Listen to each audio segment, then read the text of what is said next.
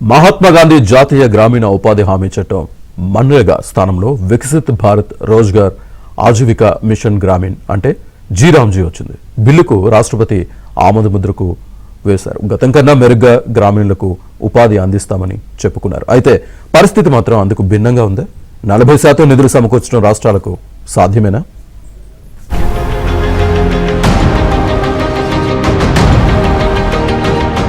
రెండు 2005 నుంచి అమల్లో ఉన్న మహాత్మా గాంధీ జాతీయ గ్రామీణ ఉపాధి హామీ చట్టాన్ని రద్దు చేసి దాని స్థానంలో వీబీజీ రామ్జీని తీసుకొచ్చింది కేంద్ర ప్రభుత్వం. కొత్త చట్టం ప్రకారం కేంద్రం ఉపాధిని 100 రోజుల నుండి 125 రోజులకు పెంచింది. అయితే ఉపాధి కల్పించడం అనేది అధికార యంత్రాంగ విచక్షణపై ఆధారపడి ఉంటుంది తప్ప హక్కు కాదని కొత్త చట్టం స్పష్టం చేసింది. నరేగా లాగా దేశమంతటా సార్వత్రిక అమలు అనే హామీ ఈ కొత్త చట్టంలో లేదు. ఈ కొత్త చట్టం ప్రకారం క్షేత్రస్థాయిలో డిమాండ్ ఎంతున్నా కేటాయించిన బడ్జెట్ అయిపోతే అదనపు డిమాండ్కు స్పందించాల్సిన బాధ్యత కేంద్రానికి ఉండదు. నిధుల భాగస్వామ్యంలో రాష్ట్రాలపై భారం పెరుగుతుంది. నరేగాలో అయితే కేంద్రం 90%, రాష్ట్రం 10% నిధులను భరించేవి. ఇప్పుడు 60% కేంద్రం ఇస్తే రాష్ట్రం 40% ఇవ్వాల్సి ఉంది. దీంతో రాష్ట్ర ప్రభుత్వాలపై ఎక్కువ భారం పడనుంది. అసలు 40% నిధులను సమకూర్చి తమ దగ్గర రాష్ట్రాలు చేనిస్తాయా? రైల్వే ప్రాజెక్టులు లాంటి వాటికి 10% మ్యాచింగ్ గ్రాంట్స్ ఇవ్వలేక ఆగిపోతున్నాయి.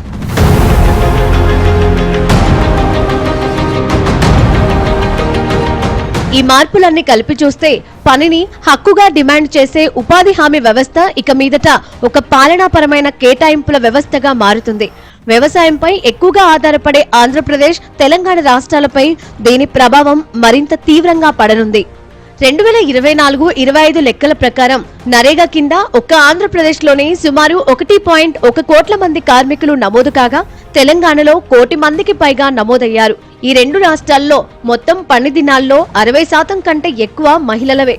ఇంటి బాధ్యతలు చూసుకుంటూనే స్థానికంగా ఆదాయం పొందేందుకు మహిళలకు నరేగా కీలక అవకాశం ఇచ్చింది. అలాగే తెలుగు రాష్ట్రాలలో షెడ్యూల్డ్ కులాలు, షెడ్యూల్డ్ తెగల జనాభా వాటాతో పోలిస్తే ఉపాధి హామీలో అధిక ప్రాతినిధ్యం కలిగి ఉంది. 2024-25లో రెండు తెలుగు రాష్ట్రాల్లో సుమారు 1.23 లక్షల మంది వికలాంగులు నరేగా ద్వారా ఉపాధి పొందారు. గత 5 ఏళ్లలో తెలుగు రాష్ట్రాల్లో వేతనాల రూపంలో సుమారు 41,000 కోట్ల రూపాయలు కార్మికులకు చేరాయి. మెటీరియల్ పనులు సుమారు 25,000 కోట్ల విలువైనవిగా కొనసాగాయి. రోడ్లు, సచివాలయ భవనాలు వంటి నిర్మాణాలకు దోహదపడ్డాయి. ఉపాధి హక్కు నుంచి ఇకపై ప్రభుత్వం విచక్షణగా మారనుంది. గ్రామీణ ఆర్థిక వ్యవస్థ స్థిరత్వాన్ని కోల్పోయే ప్రమాదం ఉంది. గ్రామీణ ఉపాధి హామీ పథకాన్ని మార్చివేసిందో దాని ద్వారా రాబోయే రోజుల్లో పేద వర్గాలు, గ్రామీణ పేదలందరూ కూడా నష్టపోయే అవకాశం ఉంది. ఎందుకంటే ఎక్కడ పనులు కల్పించాలో అది కూడా కేంద్ర ప్రభుత్వం నిర్ణయిస్తుంది. రాష్ట్ర ప్రభుత్వాన్ని పక్కన పెట్టేసింది. పైగా గతంలో 90% నిధులు కేంద్ర ప్రభుత్వం భరించేది ఇప్పుడు 60% వారు కుదించి 40% రాష్ట్ర ప్రభుత్వం భరించాలంటుంది. మన ఆంధ్రప్రదేశ్ లాంటి రాష్ట్రము ఏదైతే గతంలో గ్రామీణ ఉపాధి హామీ పథకాన్ని వినియోగించి గ్రామీణ పేదలకు పనులు కల్పించిందో మొత్తం ఆ వ్యవస్థ అంతా కూడా దెబ్బతినే ప్రమాదం ఏర్పడింది. 40% నిధులు కేటాయించే పరిస్థితుల్లో మన ప్రభుత్వం లేనందువల్ల ఇవాళ రాష్ట్ర వ్యాప్తంగా గ్రామీణ ప్రాంతాల్లో ఎవరైతే ఉపాధి పొందుతూ ఉన్నారో ఆ వ్యవసాయ కూలీలు, ఇతర చేతివృత్తుల వారందరూ కూడా పెద్ద ఎత్తున దెబ్బతినే అవకాశం ఉంది. మహాత్మా గాంధీ పేరును తొలగించడాన్ని కూడా ఇవాళ తీవ్రంగా ఖండిస్తా ఉన్నాం. కొత్త చట్టం వల్ల రాష్ట్ర ప్రభుత్వాలపై అదనపు ఒత్తిడి వచ్చే ఛాన్స్ ఉంది.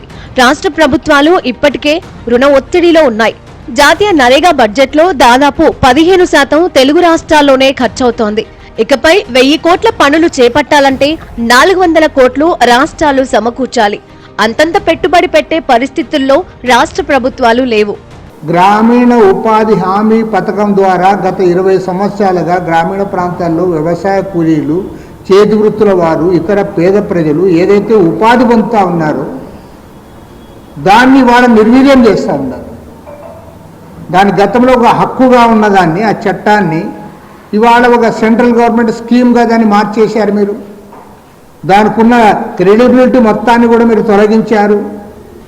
రెండోది అంటే ఆటోమేటిక్గా అది నిర్వీర్యం కావడానికి మీరు నిబంధనలు పేదల బతుకులకు అవరోధంగా మారనున్నాయి. గ్రామాల నుంచి వలసలు పెరిగే ఛాన్స్ ఉంది. రాష్ట్ర వాటా డిపాజిట్ చేసిన తరువాతనే కేంద్రం తన వంతు వాటా విడుదల చేయనుంది. ఇది జరిగే పని కాదు. ఇప్పటికే నెలల తరబడి వేతనాలు పెండింగ్ లో పెడుతున్నారు. రాష్ట్రాల వాటా 40% పెంచడం అంటే ఉపాధిపై వేటుగానే చెప్పుకోవచ్చు.